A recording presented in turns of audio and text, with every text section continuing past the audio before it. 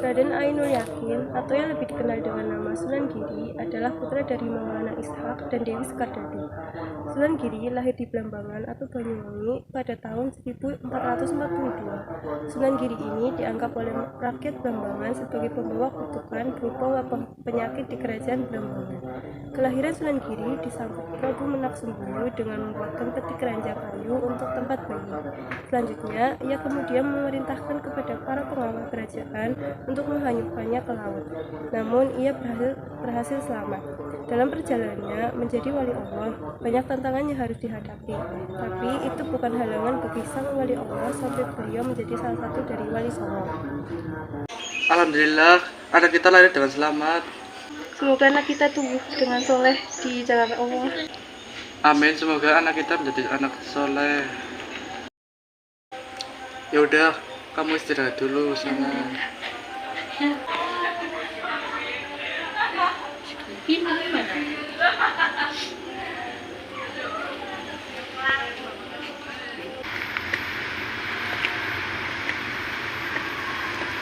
Kamu tahu tidak, katanya Dewi Sekardadi melahirkan anak loh.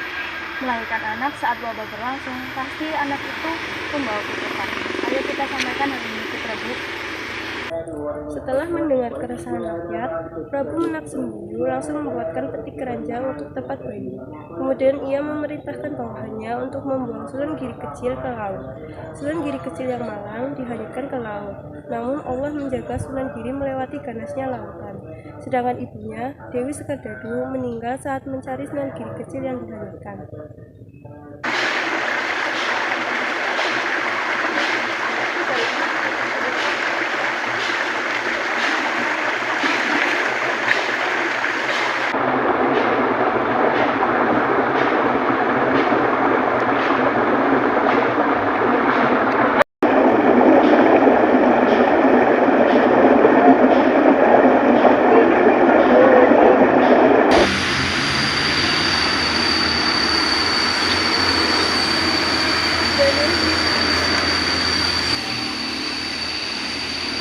Permisi Nyai.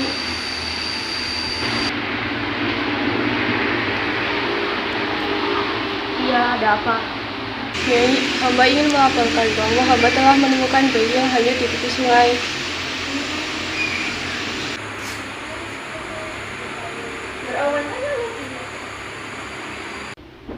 Kasihan sekali. Bagaimana bisa seorang bayi bisa hanyut di tepi sungai seperti ini? Aku berterima kasih kepadamu sebagai gantinya. Kamu menemui Ibu Sunarti untuk mengambil imbalan.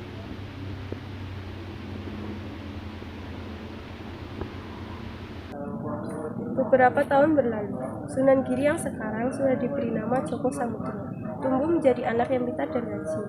Ia sangat suka mempelajari agama Islam dan itulah awal mula Sunan Giri muda mulai berjalan di jalan Allah.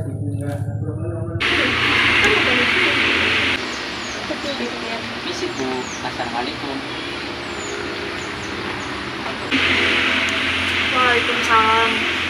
Maaf, sepertinya saya ada urusan sebentar. Kita bahas lain kali aja. Ya Nyi, saya pamit ya. Ada apa nak? Tidak biasanya kamu menemui ibu di jam-jam segini. Ini Bu, saya pernah pergi ke Surabaya menemui Sunan Ampel untuk mendalami Islam lebih dalam lagi. Jadi saya kesini mau izin ke Ibu, apakah dibolehkan Bu?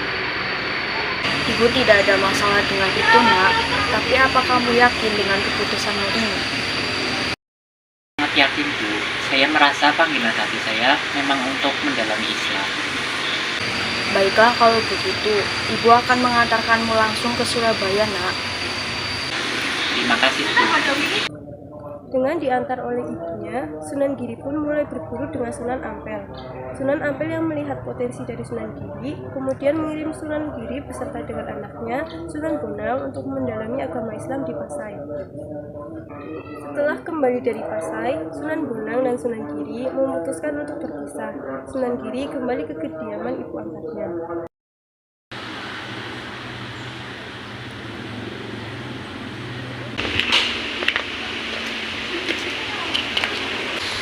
Assalamualaikum. Waalaikumsalam. kapan kamu pulang? Aku tidak lihat. Saya baru aja pulang. Tadi saya numpang kereta kuda yang mengarah ke sini. Alhamdulillah aja ada tumpangan itu. Kalau ibu bagaimana, Bu? Kabar ibu sehat-sehat aja kan, Bu? Alhamdulillah, ibu sehat-sehat aja. Alhamdulillah kalau gitu. Kita lanjut ngobrol di dalam aja yuk. Boleh? Silakan, Bu. Beberapa saat kemudian, di kediaman Nyai Gede Pinarti, ia memberikan tugas kepada Sunan Giri untuk membawa dagangan ke Pulau Banjar atau Kalimantan.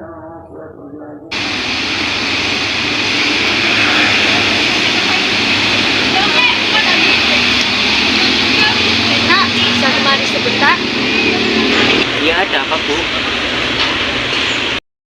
Apakah kamu bisa mengawal dagangan-dagangan ini ke Pulau Kalimantan?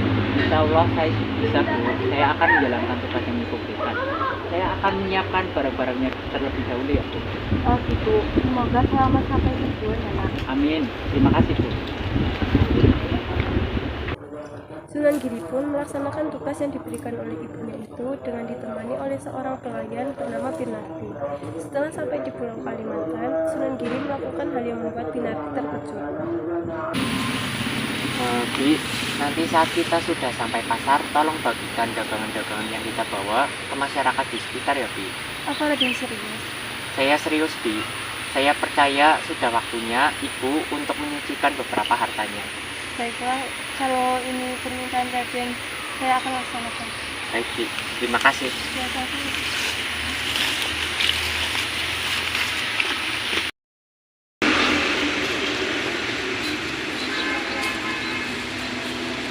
Saya sudah melaksanakan apa yang sudah diperintahkan. Tapi kita pasti sudah punya masalah. Kita telah memiliki angkutan 28 biaya Pak, apa biayanya Pak? Untuk bayi tenang saja. Coba nanti isi karung-karung yang kita bawa dengan kabel pasir. Dan itu akan menambah angkutan untuk perahu kita. Baik Pak, akan saya laksanakan. Dengan perintah dari Sunan Giri, para awak kapal akhirnya mengisi karung-karung yang ada dengan pasir dan batu. Perahu pun berhasil melewati lautan dan sampai di kediaman Nyai Gede Pinarti. Di kediaman Nyai Gede Pinarti, terlihat Sunan Giri dan Pinarti yang sedang menghadap Nyai. Apa-apaan ini? Kenapa barang-barang dagangan malah diberikan dengan percuma ke orang-orang? Coba jelaskan. Saya hanya melaksanakan apa yang diperintahkan Raden Nyai. Saya tidak memiliki alasan, Bu. Saya hanya menyedekahkan harta yang memang harus disedekahkan. Cepat kamu buang batu dan pasir itu dari karung. Pinarti pun melaksanakan tugas yang diberikan, tetapi ia terkejut melihat batu dan pasir yang berubah menjadi emas dan intan.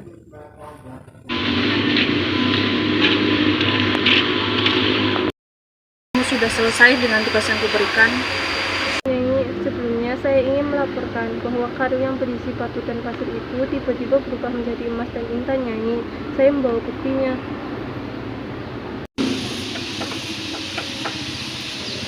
Kamu benar, ini emas dan intan. Tapi bagaimana bisa? Mungkin yang dikatakan Raden tentang mensucikan harta memang benar, Nyai. Ya, dia memang anak yang istimewa. Beberapa bulan kemudian, Sunan Giri mendatangi Sunan Ampel untuk minta izin menikahi anaknya yang bernama Dewi Murtiasi. Tak lama kemudian, Sunan Giri melangsungkan pernikahan lagi dengan Dewi Warna, putri dari Ki Ageng Supabogo.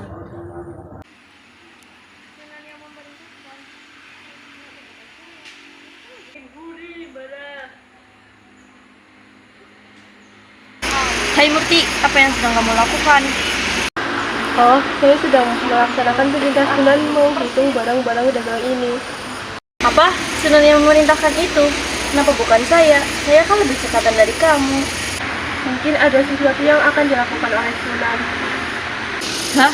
Apa maksudmu? Jadi maksudmu aku tidak pantas dipilih oleh Sunan? Bukan itu maksudku. Setelah kejadian itu, hubungan Dewi Murtiasi dengan Dewi Wardah menjadi tidak harmonis. Dan perasaan yang kacau, Dewi Wardah dengan licik mencari siasat untuk menjatuhkan Dewi Murtiasi. Apa yang harus aku lakukan? aku tidak bisa membiarkan Murtiasi begitu saja. Setelah cukup lama berpikir, Dewi Wardah mendapatkan ide untuk menjatuhkan Dewi Murtiasih. Oh iya, pasti cara ini akan berhasil.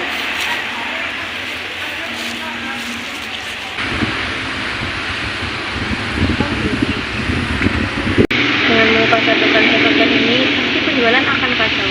Dengan begini, Sunan pasti akan memiliki si Murti. Beberapa hari kemudian, penjualan terlihat kacau. Barang-barang yang seharusnya dikirim jadi tersendat. Berita ini pun sampai ke telinga Sunan Giri. Sunan Giri pun mencoba berbicara dengan kedua istrinya. Setelah cukup lama berbicara, hati Dewi Wardah merasa bimbang dari hal yang telah dia lakukan.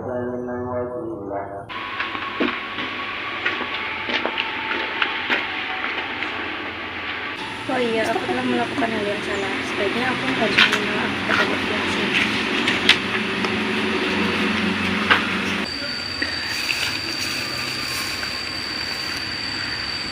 Sebenarnya Murtiasi, tentang kekacauan tempo hari, aku yang melakukan.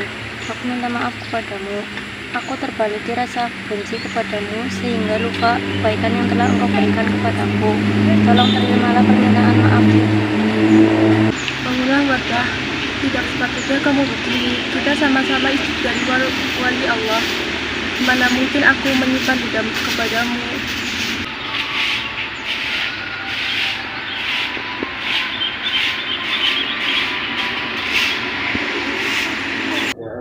Itulah kehebatan Sunan Giri. Hanya dengan kata-kata, beliau mampu menyadarkan Dewi Wardah yang keras kepala, suatu kelebihan yang dimiliki oleh sang wali Allah. Beberapa hari berlalu setelah kejadian tersebut. Di kediaman Nyai Gede Pinatih, Sunan Giri terlihat menghampiri Nyai Ageng Pinatih untuk meminta izin mendirikan pondok pesantren.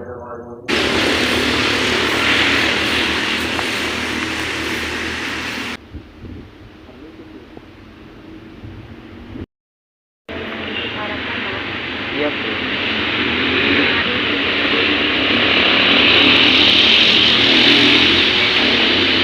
Apa yang kamu bicarakan, Nak? Ini, Bu, saya berencana untuk meninggalkan dunia perdagangan. Loh, ada apa? Apakah ada sesuatu yang mengganggumu? Tidak, saya berencana untuk membangun sebuah pesantren. Lagipun, saya juga sudah berkeluarga. Saya harus bertanggung jawab untuk keluarga saya.